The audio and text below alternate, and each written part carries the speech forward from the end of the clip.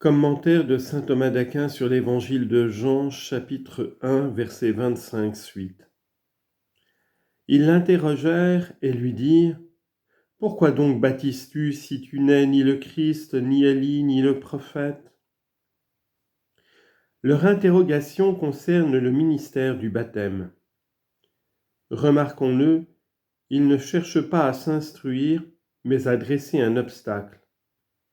En effet, voyant la multitude du peuple courir vers Jean-Baptiste, à cause du rite nouveau du baptême, étranger à celui des pharisiens et de la loi, ils jalousaient Jean et s'efforçaient de tout leur pouvoir d'empêcher son baptême. Voilà pourquoi, incapables de se contenir, ils manifestent leur jalousie et disent : « Pourquoi donc baptises-tu si tu n'es ni le Christ, ni Élie, ni le prophète ?» Ce qui veut dire : tu ne dois pas baptiser, puisque tu as dit n'être aucun des trois personnages en qui le baptême a été préfiguré. Si tu n'es pas le Christ qui sera la fontaine pour laver les péchés, si tu n'es pas Élie ni le prophète, c'est-à-dire Élisée, qui l'un et l'autre ont traversé le Jourdain à pied sec, comment oses-tu baptiser ? Les envieux leur ressemblent qui empêchent le progrès des âmes et disent aux voyants : ne voyez pas, et aux prophètes : ne nous prophétisez pas la vérité. Isaïe chapitre 30, verset 10. Jean leur répondit : moi je baptise dans l'eau. Au milieu de vous se tient quelqu'un que vous ne connaissez pas. Il est celui qui doit venir après moi, qui existait avant moi, et moi je ne suis pas digne de délier la courroie de sa chaussure. Moi, je baptise dans l'eau. La réponse de Jean est vraie. Il répond d'abord en parlant de son ministère, puis en parlant du Christ.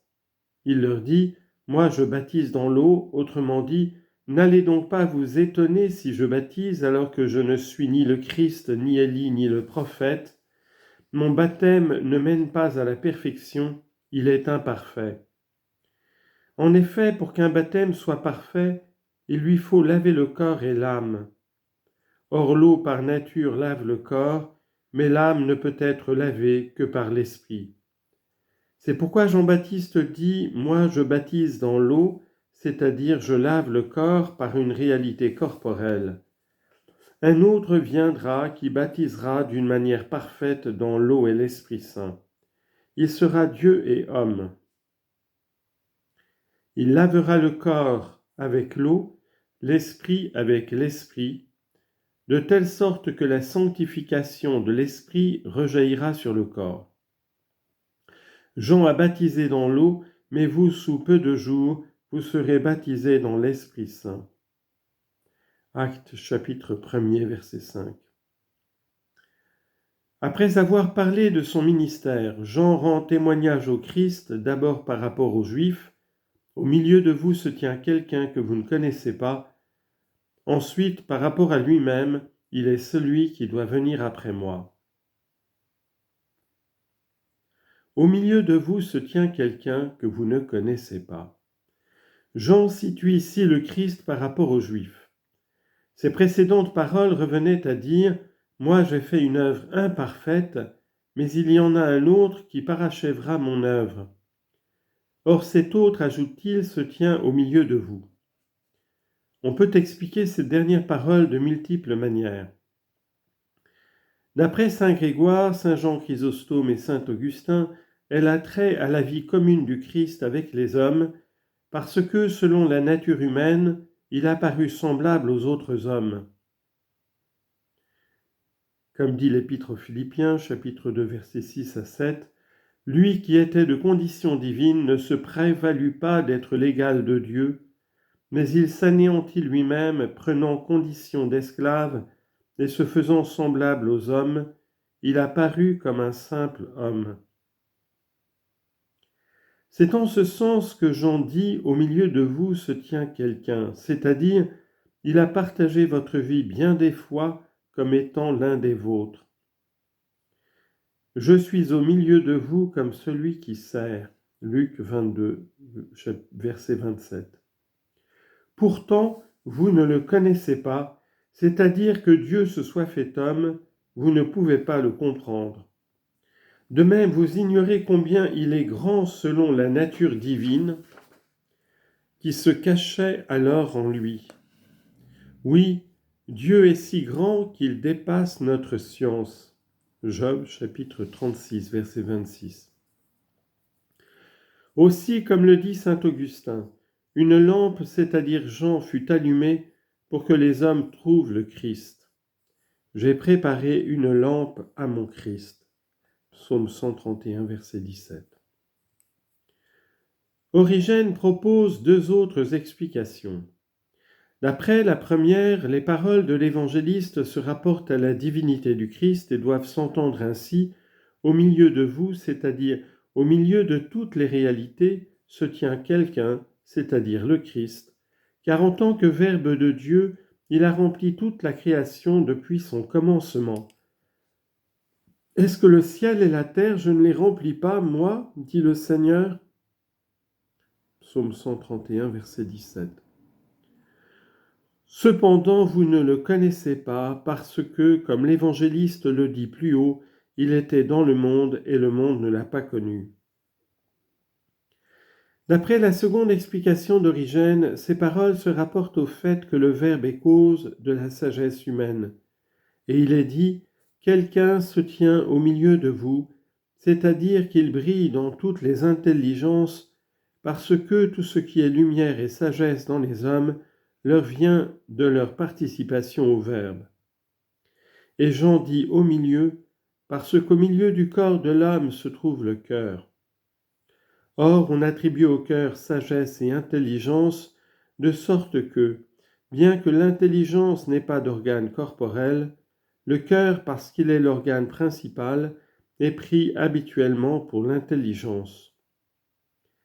L'évangéliste dit donc, selon cette comparaison, que le Verbe se tient au milieu, en tant qu'il illumine tout homme venant en ce monde. Cependant, vous ne le connaissez pas, parce que, comme l'évangéliste l'a dit plus haut, la lumière brille dans les ténèbres, et les ténèbres ne l'ont pas étreinte. Jean chapitre 1er, versets 9 et 5. Enfin, selon une quatrième explication, ces paroles se rapportent à l'annonce prophétique du Christ. La réponse s'adresse spécialement aux pharisiens. Ils ne cessaient de consulter les écrits de l'Ancien Testament qui annonçaient le Christ, et pourtant ils ne le connaissaient pas. D'après cette interprétation, le précurseur dit: « Au milieu de vous se tient quelqu'un, c'est-à-dire dans la Sainte Écriture que vous ruminez sans cesse. Vous scrutez les Écritures. » Jean chapitre 5, verset 39. « Et cependant, vous ne le connaissez pas. Parce que votre cœur est endurci à cause de votre infidélité, et vos yeux sont aveuglés, de sorte que vous ne reconnaissez pas présent celui dont vous croyez qu'il va venir. » Il est celui qui doit venir après moi, qui existait avant moi, et moi je ne suis pas digne de délier la courroie de sa chaussure. Jean considère ici le Christ par rapport à lui-même. Il affirme d'abord l'éminence du Christ par rapport à lui et montre ensuite l'immensité de cette éminence. Jean-Baptiste montre l'éminence du Christ par rapport à lui-même à la fois dans l'ordre de la prédication et dans l'ordre de la dignité. En premier lieu, dans l'ordre de la prédication. C'est pour cela qu'il déclare: « Il est celui qui vient après moi pour prêcher, baptiser et mourir. » Tu marcheras devant la face du Seigneur pour préparer ses voies. Luc chapitre 1, verset 76. Mais Jean précède le Christ comme l'imparfait précède le parfait et comme la disposition précède la forme. Selon ce que dit l'apôtre, ce n'est pas ce qui est spirituel qui a été fait d'abord, mais ce qui est naturel. Première lettre aux Corinthiens, chapitre 15, verset 46. En effet, toute la vie de Jean a été une préparation au Christ. C'est pourquoi il a dit plus haut: « Je suis la voix de celui qui crie dans le désert. » Mais le Christ a précédé Jean et nous tous, comme le parfait précède l'imparfait et le modèle son image. Il dit lui-même, « Si quelqu'un veut venir à ma suite, qu'il renonce à lui-même, qu'il prenne sa croix et qu'il me suive. » Matthieu chapitre 16, verset 24. Et Saint Pierre écrit, « Le Christ a souffert pour vous, vous laissant un exemple afin que vous suiviez ses traces. » 1 Pierre chapitre 2, verset 21.